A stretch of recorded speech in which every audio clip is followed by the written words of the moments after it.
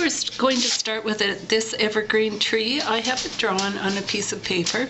I like to draw first. Just gets my confidence up. And I'm going to start by doing the trunk. My dog is walking around. You can hear him. He always seems to do this. He's wondering why I'm talking to myself. There, he just practically threw himself down the stairs. He's getting old. So I'm going to use some burnt sienna and some raw umber just to do the tree trunk quickly. Tree trunks start off slender and get bigger at the bottom, as we know. Sometimes it's hard to get this exactly slender, getting skinnier at the top. And this tree trunk's mostly going to be covered up, so it's not terribly important at this stage. Now I'm going to be using phthalo green, ultramarine blue, burnt sienna, and cobalt, or cobalt blue, and cadmium yellow. Those colors give us all different shades of green, and with watercolors, of course, we start with our lightest color.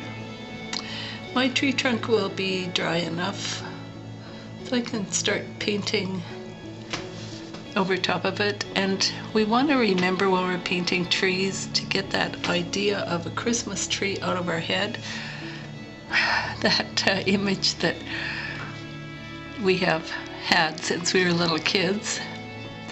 Evergreens have branches that are not even. They don't go down, they go up, they grow up. So right now I'm starting with my lightest color. Because I'm using phthalo green, it's almost fluorescent. So this is phthalo with cadmium yellow and a little bit of burnt sienna. I'll quickly put in this color.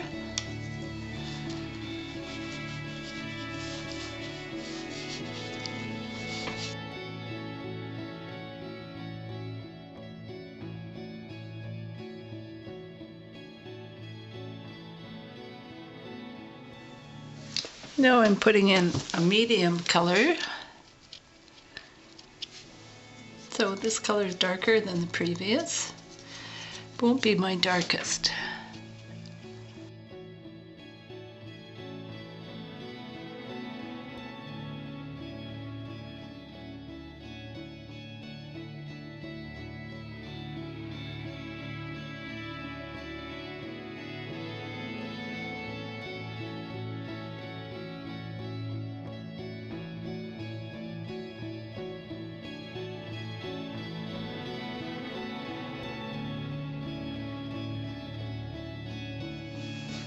Now I'm using my darkest color. I've mixed a little bit of raw umber in with my medium color to get a very, very dark color, and I'm going to think of where the sun is coming. The sun will be coming from the top left-hand corner. So the dark parts will all be on the right-hand side.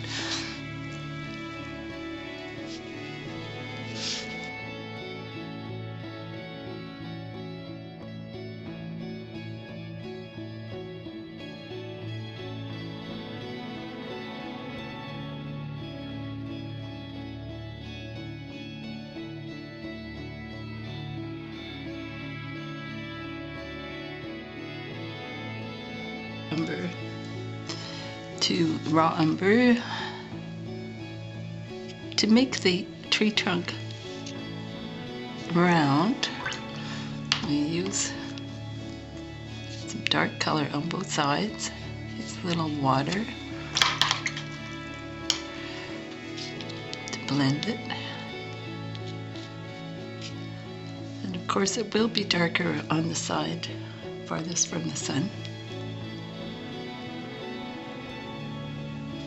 Have to let it dry a little more before I put the darkness underneath the tree branches. take this time to make the shadow underneath the tree.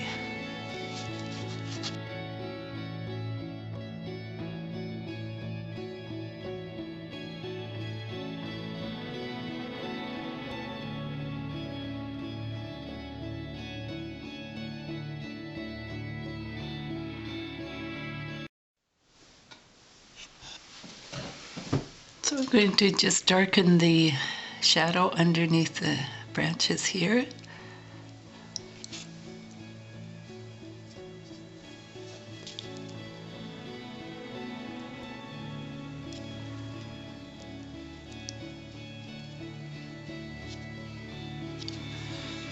It's a little too dark, but I'm going to use a clean damp brush beside it that will pull the color down a bit and dilute it a bit. Excuse me, I have a bit of a cold.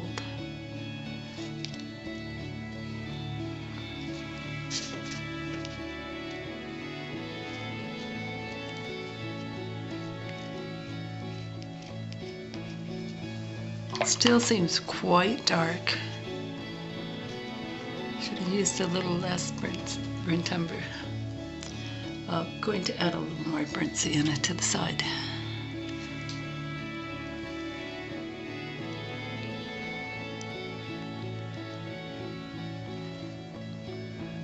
That gets a real bark effect too.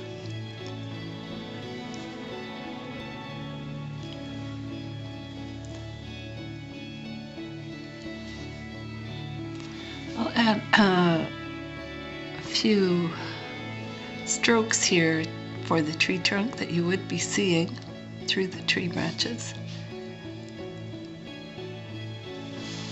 in a few places. Then I'm going to use a small brush. This is a 1 inch, number 1,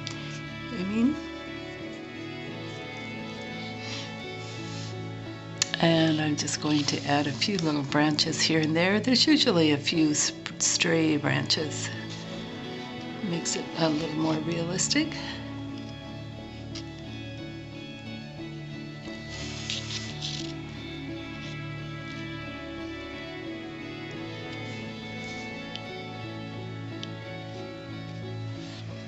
And I think that's it for our tree. So don't forget, all it takes is practice. And don't compare yourself with other artists. They've spent more time perhaps than you have painting. So just let yourself go, don't let yourself get negative, and have fun painting. Thanks, until the next time.